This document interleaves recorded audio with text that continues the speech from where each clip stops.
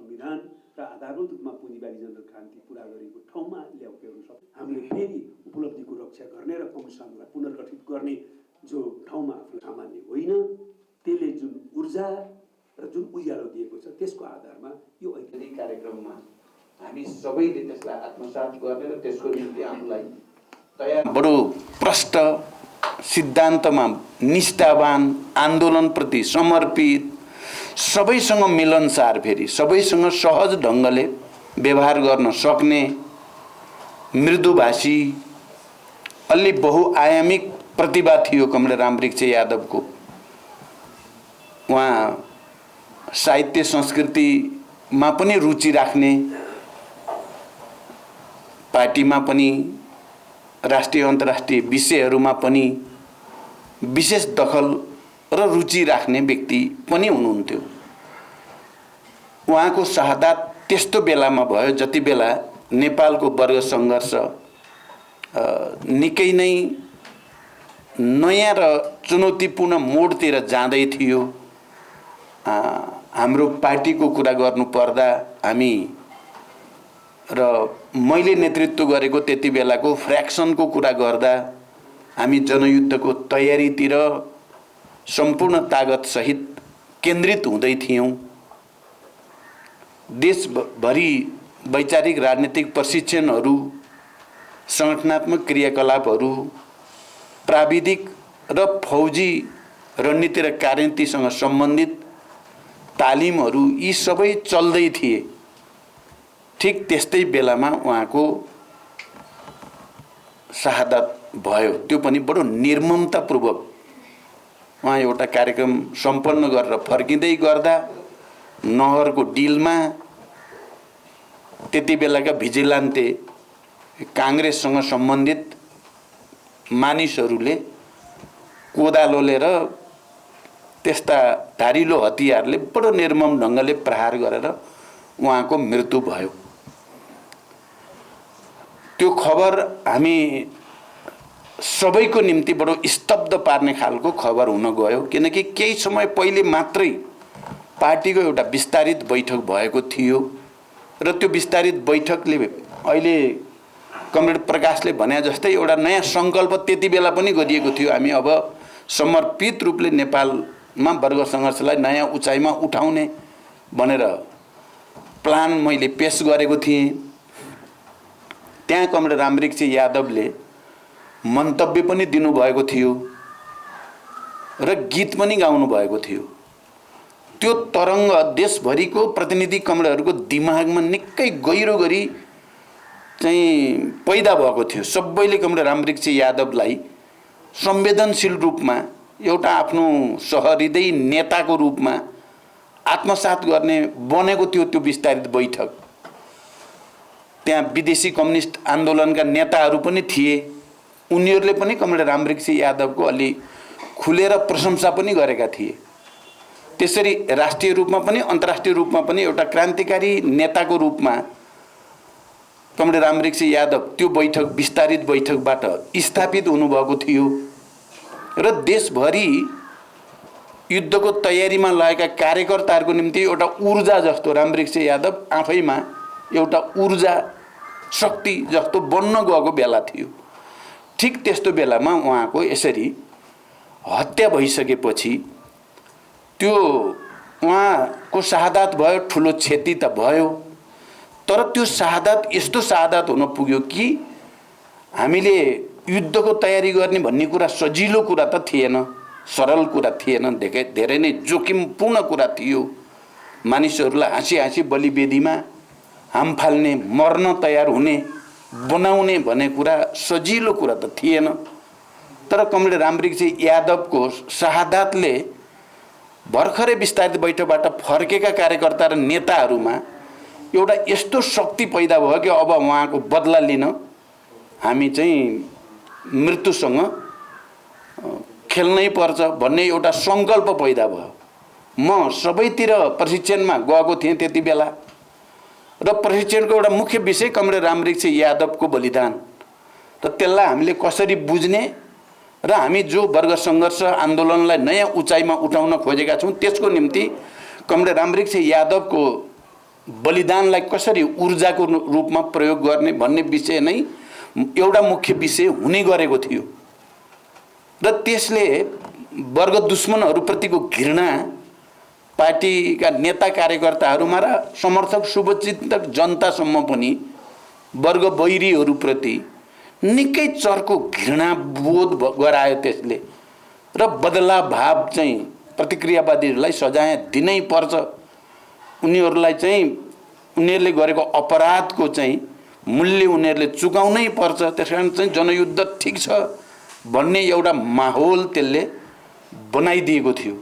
आज 27 वर्षपछि कमरेड रामवृक्ष यादवलाई सम्झिँदा मैले त्यति बेलाको यो घटनाक्रम थियो र आज हामी फेरि नयाँ सन्दर्भमा कम्युनिस्ट आन्दोलनलाई एकताबद्ध गर्ने र हाम्रो पार्टीलाई पुनर्निर्माण गर्ने एउटा सङ्कल्प भर्खरै केन्द्रीय समितिको बैठकबाट गरिएको छ जसको मैले भने कम्प्रिहेन्सिभ व्याख्या कमरेड प्रकाशले गरिसक्नु भएको छ। म के पनि सम्झेको छु भने उहाँको हत्या भएको भोलिपल्टै हो या उही दिन म अलिकति कन्फ्युज भएँ। म बर्दिवास पुगेको छु, भोलिपल्ट बर्दिवास पुगेको छु। त्यति बेला पार्टीमा यो चाहिँ विचार प्रवृत्तिको अलिकति सङ्घर्ष थियो, दुई धार भएका थियौँ, हामी अलग अलग जस्तो भइसकेको थियौँ। तर कमरेड रामवृक्ष यादवको हत्याप्रति घृणामा हामी सबै एकै ठाउँ थियौँ। म त्यो सम्झिराखेको छु। बर्दिवासमा त्यति बेला कमरेड प्रकाश भनौँ या लामाजीले नेतृत्व गरेको साथीहरू जहाँ हुनुहुन्थ्यो, हामी केही कार्यनैतिक कार्यदिशासँग सम्बन्धित केही विषयमा मतभेदको कारणले एकै ठाउँमा नभए पनि म के स्मरण गर्न चाहन्छु भने कमरेड रामवृक्ष यादवले हामी सबैलाई जोड्नु भएको थियो। त्यति बेला प्रतिक्रियावादीहरूको षड्यन्त्रका विरुद्ध हामी मिलेर जानुपर्छ भन्ने भावना पैदा भएको देखाएको छु मैले बर्दिवासमा। त्यहाँ उभिँदै गर्दा साथीहरूसँग कुरा गर्दै गर्दा उहाँसँग सम्बन्धित अन्य कार्यक्रमहरूमा सबैको उस्तै प्रकारको संवेदना, उस्तै प्रकारको संवेदनशीलता थियो। त्यसकारण मैले यो कुरा किन स्मरण गर्न आज आवश्यक ठाने भने हामीलाई आज पनि पार्टीलाई एकताबद्ध गर्नु छ। पार्टी प्रवृत्ति र गैर पार्टी प्रवृत्ति भनेर जो शब्दावली यहाँ प्रयोग भयो, हामीले पार्टी प्रवृत्तिलाई बढावा दिनु छ, एकतालाई बढावा दिनु छ, विभाजन फुटगुटलाई निरुत्साहित गर्नु छ। कमरेड रामवृक्ष यादव जस्ता या कमरेड नरबहादुर कर्माचार्य जस्ता हाम्रा अग्रजहरूलाई स्मरण गर्दै गर्दा यो शिक्षा हामी सबैले आत्मसात गर्न लायक छ भन्ने मलाई लाग्छ। उहाँहरूले सबै क्रान्तिकारीहरूलाई, इमान्दारहरूलाई एकताबद्ध गराउने चाहिँ शक्ति या ऊर्जा उहाँहरूले निरन्तर दिनुभएको छ। किन जीवनको अन्तिम समयसम्म पनि क्रान्ति प्रक्रियामा लाग्नुपर्छ, क्रान्तिकारी नै भएर मर्नुपर्छ भन्नेको उदाहरण नरबहादुरजी हुनुभयो। वर्ग सङ्घर्षको निम्ति जस्तोसुकै चुनौतीको पनि सामना गर्नु, जस्तोसुकै बलिदान पनि गर्न तयार हुनुपर्छ भन्ने कुराको उदाहरण कमरेड रामवृक्ष यादव हुनुभयो। र उहाँहरू दुवैले हामी सबैलाई फेरि नयाँ सन्दर्भमा क्रान्ति प्रक्रियामा नै हामी अगाडि बढ्ने हो, क्रान्तिकारी पार्टी नै बनाउने हो। हामीले क्रान्तिकारी विचार र क्रान्तिकारी पार्टीलाई नयाँ उचाइमा उठाउन सकेनौँ या उठाउने सङ्कल्प गरेनौँ भने उहाँहरूप्रति गरेको श्रद्धाञ्जली फेरि एउटा औपचारिकता मात्रै भएर जान्छ र त्यसले रूपान्तरणमा कुनै मद्दत गर्दैन। यस अर्थमा पनि हामीले यसलाई ग्रहण गर्नुपर्छ भन्ने लाग्छ। अहिले अब नेपालमा सबै सकारात्मक शक्तिहरूलाई एकताबद्ध गर्ने कुरा हो। कम्युनिस्ट आन्दोलनका सबै सकारात्मक विचार प्रवृत्ति शक्तिलाई एकताबद्ध गर्ने कुराको आवश्यकता छ। हामीले केन्द्रीय समितिको बैठकमा भन्न खोजेको कुरा र गर्न खोजेको कुरा पनि हामीले कम्युनिस्ट आन्दोलनको एकताको झण्डा उठाउने हो, तर क्रान्तिकारी विचार सिद्धान्त र पद्धतिको आधारमा, विधिको आधारमा एकताको झण्डा उठाउने हो। हामीले राष्ट्रिय एकताको झण्डा उठाउने हो, राष्ट्रिय स्वाधीनता लाई सुदृढ गर्ने उद्देश्यको साथ सबै खाले प्रतिक्रियावादी साम्राज्यवादका विरुद्ध सङ्घर्ष गर्दै राष्ट्रिय एकतालाई सुदृढ गर्ने हो। आन्तरिक रूपमा जो विभेद छ विभिन्न जाति भाषा क्षेत्र समुदायमा, त्यो विभेदको अन्त्य गर्दै आन्तरिक राष्ट्रिय एकता सुदृढ गर्ने कुरा र सबै वैदेशिक दबाव हस्तक्षेपका विरुद्ध राष्ट्रलाई एकताबद्ध गर्ने त्यो झन्डा हामीले उठाउने हो।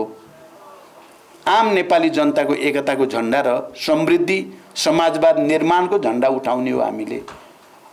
र त्यसको निम्ति हाम्रा यस्ता महान शहीदहरूको कार्यक्रम गर्दा एउटा प्रेरणा, एउटा सङ्कल्प, प्रतिबद्धता अभिव्यक्त गर्ने शक्ति उहाँहरूले प्रदान गर्नुहुन्छ। हामीले त्यसलाई आत्मसात गर्नुपर्छ भन्ने मलाई लाग्छ। क्रान्ति एउटा लामो प्रक्रिया हो। हामीले किताबमा सिद्धान्तमा त प्राय सबैले बुझेका छौँ, पढेका छौँ। आजभोलि विचारलाई, सिद्धान्तलाई, मार्क्सवादलाई आजको विश्व परिस्थिति अनुसार त्यसलाई अझ मेहनत गरेर विकसित गर्नुपर्ने, परिमार्जित गर्नुपर्ने, नयाँ संश्लेषण गर्नुपर्ने आवश्यकताबारे कम ध्यान जाने गरेको छ। दिनदिनैका संसदीय या दिनदिनैका सानातिना र अझ बढी बुर्जुवा वा पेटी बुर्जुवा क्रियाकलापहरू बढी हुने गरेका छन्। हामी सबै त्यहाँ आफ्नो पद के हुने होला, आफ्नो प्रतिष्ठा के हुने होला भनेर अलि बढी व्यक्तिवादी हामी धेर थोर सबै नै भएका छौँ। हामीले आत्मसात गर्नुपर्ने, आत्मसमीक्षा गर्नुपर्ने कुरा त्यही नै रहेछ। हामी त्यस्ता मान्छे हिजो थिएनौँ। हामी जुनसुकै पृष्ठभूमिबाट आएका पनि क्रान्तिकारीहरूको हकमा हिजो हामी क्रान्तिप्रति, विचार निर्माणप्रति, सिद्धान्त निष्ठाप्रति, वर्गप्रति, राष्ट्रप्रति समर्पितहरूको शक्ति हो हामी भनेको। हामी त्यस्तो पार्टी हो जो अरूसँग मिल्दैन। यो प्रवृत्ति र संस्कार जो हामीले हुर्काउने कोसिस गऱ्यौँ, विचारको विकास गर्दै मार्क्सवादलाई जड वस्तुको रूपमा पनि होइन र वर्ग समन्वय गर्ने संशोधनवादी रूपमा पनि होइन, एउटा पथप्रदर्शक सिद्धान्तको रूपमा निरन्तर विकास गर्नुपर्ने, निरन्तर परिमार्जित गर्नुपर्ने चिजको रूपमा हामीले आत्मसात गऱ्यौँ। हामी जडतामा नि बसेनौँ, हामी अनुभववादतिर पनि हामी धेरै गएनौँ। कमजोरी त हाम्रा भए, तर अहिले यतापट्टि चाहिँ तपाईको शान्ति सम्झौता पछि भनौँ या यो सङ्घीय लोकतान्त्रिक गणतन्त्र पछि हामी कहीँ न कहीँ हाम्रो आफ्नै इतिहास, हाम्रो आफ्नै चरित्र, क्रान्तिकारी चरित्र र हाम्रो संस्कार, त्याग, तपस्या, बलिदान गर्ने, अप्ठ्यारो काम आफूले जिम्मा लिन खोज्ने, सजिलो चाहिँ अरू साथीहरूले गरून् भन्ने भावना हुन्थ्यो हिजो हाम्रो। आजभोलि त्यस्तो छैन, बरु उल्टो जस्तो छ। त्यहाँदेखि यो संस्कार प्रवृत्तिका विरुद्ध सङ्घर्ष गर्न या चाहिँ देशको समग्र राजनीतिक सङ्घर्षको नेतृत्व हामीले फेरि पनि लिइराख्नलाई सबभन्दा पहिला त हामी आफै नै आत्मसमीक्षा गर्ने, आफैले एउटा नयाँ सङ्कल्प गर्ने, नयाँ प्रतिबद्धता आफै भित्र पैदा गर्ने आवश्यकता छ। केन्द्रीय समितिको बैठकमा हामीले चाहिँ जोड गर्न खोजेको कुरा त्यही नै थियो र त्यसले पक्कै पनि केन्द्रीय समितिका सबै कमरेडहरूलाई एउटा नयाँ ऊर्जा प्रदान गरेको छ, नयाँ आशा भरोसा जस्तो पैदा गरेको छ। तर यो त्यतिले पुग्नेवाला छैन। हामी राष्ट्रिय सम्मेलनसम्म गएर विचारलाई अझ बढी परिमार्जित गर्ने, अगाडि महाधिवेशनसम्म गएर अझ बढी गर्ने, किनकि हामीले गर्ने कुराको चाहिँ खालि नेपालमा मात्र होइन, हामीले राम्रो गर्न सक्दा विचारलाई नयाँ ठाउँमा विकसित गर्न सक्दा त्यो नेपालको कम्युनिस्ट आन्दोलन, नेपालको राष्ट्रिय राजनीतिक आन्दोलन र अन्तर्राष्ट्रिय कम्युनिस्ट आन्दोलनलाई पनि ठुलो योगदान गर्न सक्ने सम्भावना हाम्रो पार्टीसँग छ।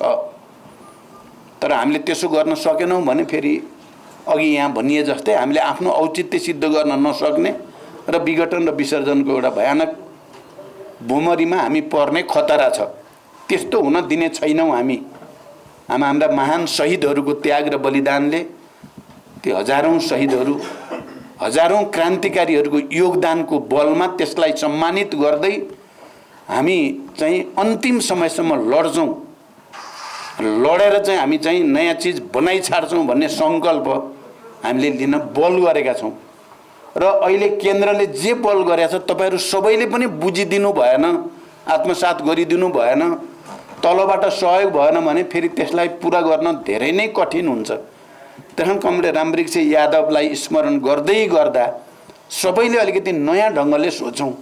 सबै खाले आग्रह, पूर्वाग्रह, व्यक्तिवादी, गुटवादी, स्वार्थी प्रवृत्तिमाथि विजय हासिल गर्नको निम्ति पहिला माओ सेतुङले चाहिँ सधैँ भन्नुहुन्थ्यो अवसरवादका विरुद्ध सङ्घर्षको क्रममा अवसरवाद र संशोधनवादका विरुद्ध सङ्घर्ष सबभन्दा पहिला आफै भित्रबाट सुरु गर्नुपर्छ भन्नुहुन्थ्यो क्या। आफै भित्रको कमजोरीका विरुद्ध सङ्घर्ष गरेर मात्रै बाहिरको अवसरवाद र संशोधनवादलाई परास्त गर्न सकिन्छ भन्नुहुन्थ्यो। त्यो सही कुरा नै हो। हामी सबैले आफै भित्रको कमीलाई चाहिँ सच्याउने सङ्कल्प गऱ्यौँ भने अनि होल पार्टी, होल आन्दोलन र राष्ट्रलाई नै हामी एउटा नयाँ गति दिन सकिन्छ भन्ने लाग्छ। अब अहिले देशको राजनीति तपाईँ हामी सबैले बुझेकै छौँ। सम्पूर्ण उपलब्धिलाई धराशायी पार्ने एउटा प्रवृत्ति देखा पर्यो, जसलाई हामीले प्रतिगामी, प्रतिगमनकारी, प्रतिक्रान्तिकारी प्रवृत्ति भन्यौँ। त्यो कम्युनिस्ट पार्टी भित्रैबाट देखा पर्यो। हाम्रो कोसिस थियो कि हामी कम्युनिस्ट आन्दोलनलाई एकताबद्ध गरेर क्रान्तिकारी प्रवृत्तिलाई हावी गर्दै अरूलाई पनि सच्याउने प्रक्रियाबाट जाउँ भन्ने हाम्रो सपना थियो, तर त्यस्तो भएन। कम्युनिस्ट आन्दोलनभित्र एउटा प्रवृत्ति बडो निरङ्कुश, तानाशाही, चरम व्यक्तिवादी, आत्मसमर्पणवादी, राष्ट्रिय आत्मसमर्पणवादी प्रवृत्तिको रूपमा देखा पर्यो र हामीले त्यसका विरुद्ध सङ्घर्ष गर्नुपर्ने, हामीले पनि निर्मम ढङ्गले नै सङ्घर्ष गर्नुपर्ने आवश्यकता महसुस गऱ्यौँ। हामीले विद्रोह गर्नुपर्ने, त्यो प्रवृत्तिका विरुद्ध विद्रोह गर्नै पर्ने स्थिति देख्यौँ र हामीले विद्रोह गऱ्यौँ। हामीले अहिले गरेको पनि विद्रोह नै हो। त्यो प्रवृत्तिसँग निर्ममतापूर्वक त्यसको प्रतिवाद नगरिकन र अनि हामीले आफैलाई सच्याउँछौँ भन्ने सङ्कल्पसहित विद्रोह नगरिकन चाहिँ त्यसलाई परास्त गर्न सकिँदैन थियो। त्यसकारण हामीले आफ्नै कमजोरीलाई पनि हामीले आत्मसमीक्षा गऱ्यौँ र त्यो गलत कम्युनिस्ट आन्दोलनभित्र घुसेको प्रतिक्रियावादी, निरङ्कुश, फाँसीवादी प्रवृत्तिसँग निर्ममतापूर्वक जस्तोसुकै मूल्य चुकाउन परे पनि चुकाउने, तर त्योसँग नझुक्ने भन्ने सङ्कल्पसहित लडाइँ सुरु गरे हो हामीले। कमरेडले यो बुझ्न जरुरी छ, मलाई लाग्छ बुझ्नु भएको पनि छ। यस्तो लाग्थ्यो कि त्यो फाँसीवादी प्रवृत्तिले सर्वत्र कब्जा जमाइसक्यो। अब कहीँ पनि चाहिँ क्रान्तिकारी या प्रगतिशील वामपन्थी या लोकतन्त्रवादी या यो संविधानको रक्षा गर्न खोज्ने प्रवृत्ति हाबी हुँदैन क्यारे नेपालमा अब भने जस्तो पनि कहिलेकाहीँ मानिसहरूलाई लाग्ने गर्यो। तर क्रान्तिकारीहरूले सङ्कल्प गरिसकेपछि र जस्तोसुकै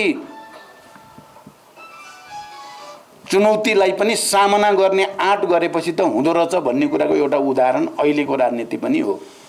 प्रतिगमन अहिलेलाई परास्त भएको छ र संविधानको रक्षा गर्ने, लोकतन्त्रको रक्षा गर्ने र राष्ट्रियताको रक्षा गर्ने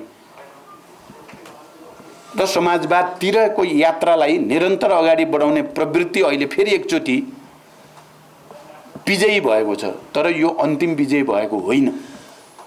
यो यात्रा हाम्रो लामो छ, यो लडाइँ हाम्रो लामो छ। त्यहाँदेखि हामीले आफूलाई लामो लडाइँको निम्ति तयार गर्न जरुरी छ। हामी त्यो बाटोतिर अगाडि बढ्न जरुरी छ। हाम्रा ती महान शहीदहरूका सपना पुरा गर्ने भन्ने कुरा या निरन्तर क्रान्तिको सिद्धान्तलाई आत्मसात गर्ने कुरा चाहिँको आवश्यकता झन् टड्कारो छ र हामी त्यसरी नै जानु पर्ने छ। त्यसकारण कमरेडहरू, हामी यस खालका संक्षिप्त भए पनि महान शहीदहरूलाई स्मरण गर्ने, ती हजारौं शहीदहरू, बेपत्ता योद्धाहरू, घाइते अपाङ्गहरू, उनका परिवारहरू सबैसँग फेरि एकचोटि उनीहरूलाई प्राथमिकता दिएर, उत्पीडित वर्गलाई प्राथमिकता दिएर उनीहरूका हितलाई प्राथमिकता दिएर काम गर्ने र हामीले कतिपय बेला हाम्रो प्राथमिकता उल्टोपाल्टो भएको जस्तो हाम्रो आफ्नै शक्तिलाई सुदृढ गर्ने कुरा आफ्नै विचारलाई विकसित र परिमार्जित र संश्लेषित गर्ने कुरामा भन्दा अन्यसँग बढी हाम्रो चाहिँ हेलमेल भयो कि भन्ने जो आलोचना भयो या हाम्रो त्यसबाट कहीँ न कहीँ प्राथमिकता चाहिँ हाम्रो बिग्रे कि भन्ने जो भएको छ हामी त्यो प्राथमिकतालाई फेरि एकचोटि हाम्रो वर्ग हाम्रो विचार हाम्रो सिद्धान्त हाम्रो पार्टीलाई प्राथमिकतामा राखेर अरूसँग नै गर्ने सबैलाई एकताबद्ध गर्ने पनि हो। मैले अघि नै भनिसकेँ कम्युनिस्ट आन्दोलन राष्ट्र जनतालाई एकताबद्ध गर्ने दायित्व पनि हामीले पुरा गर्नु छ र यसमा निरन्तर अगाडि बढ्ने सङ्कल्प गर्नु छ।